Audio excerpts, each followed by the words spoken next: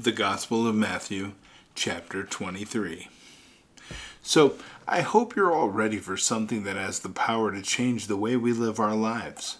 Today, we're diving into a teaching that cuts to the core of what it means to live with integrity, humility, and purpose. We're going to explore a chapter from the New Testament, the Gospel according to Matthew, chapter 23. Now, this is where Jesus offers some timeless wisdom. It's a call to look beyond the surface and focus on what truly matters, how we treat others, how we lead, and how we live out our faith.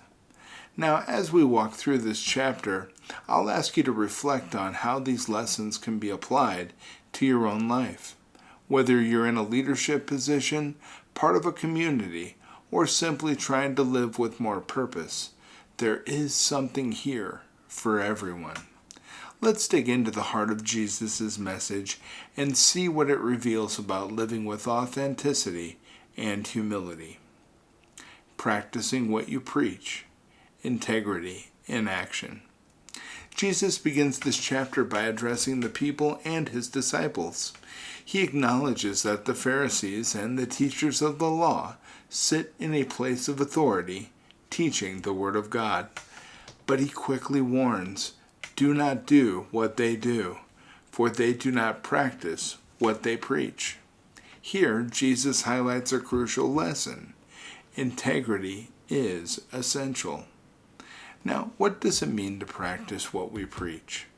It means our actions must align with our words.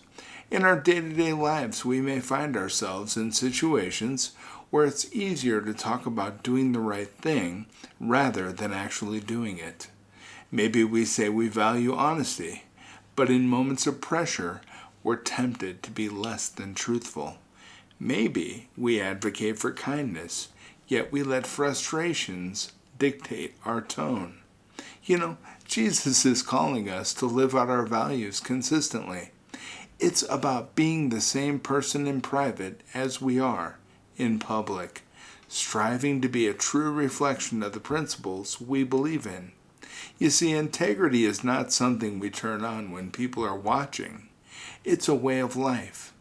When our words and actions align, we become trustworthy and inspiring to those around us. The burden of hypocrisy, lightening the load for others. Next, Jesus points out that the religious leaders tie up heavy, cumbersome loads and put them on other people's shoulders, but they themselves are not willing to lift a finger to move them. Now, this is a striking picture of hypocrisy. These leaders were burdening others with rules and expectations they weren't willing to follow themselves. They set impossible standards, but did nothing to help others reach them. So, have you ever experienced someone giving you a task or responsibility that felt unfair or overwhelming, while they offered no help? It's frustrating, isn't it? And Jesus calls out this kind of behavior, and in doing so, he teaches us to lead with compassion and fairness. As leaders in our families, workplaces, or communities, we should be the ones lifting others up, not weighing them down with demands we wouldn't carry ourselves. True leadership is about serving others, offering support, and working alongside people to help them succeed. Jesus' message here is clear. Avoid hypocrisy and be the kind of person who helps others carry their burdens. True greatness comes through humility. In verses 11 and 12, Jesus tells us something that may seem countercultural. The greatest among you will be your servant, for those who exalt themselves will be humbled, and those who humble themselves will be exalted.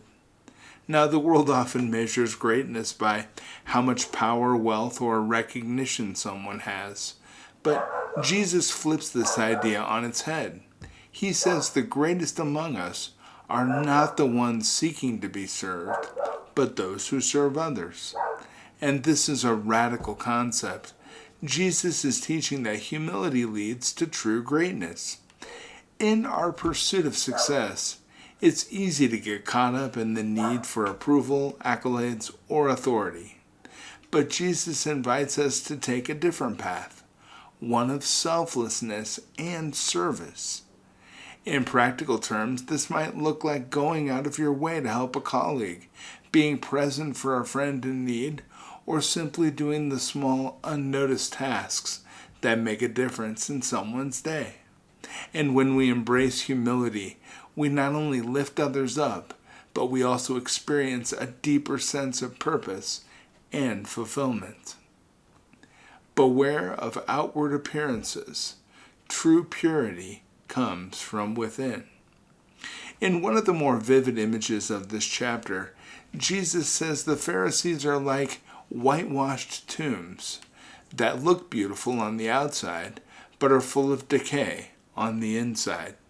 This is a powerful metaphor for the danger of focusing too much on external appearances while neglecting the state of our hearts. Now, how often do we put on a facade, trying to look like we have everything together while inside we're struggling? You see, Jesus is not condemning appearances themselves, but the hypocrisy of outward righteousness that masks inner corruption or emptiness. The lesson here is simple. What's on the inside matters far more than what's on the outside.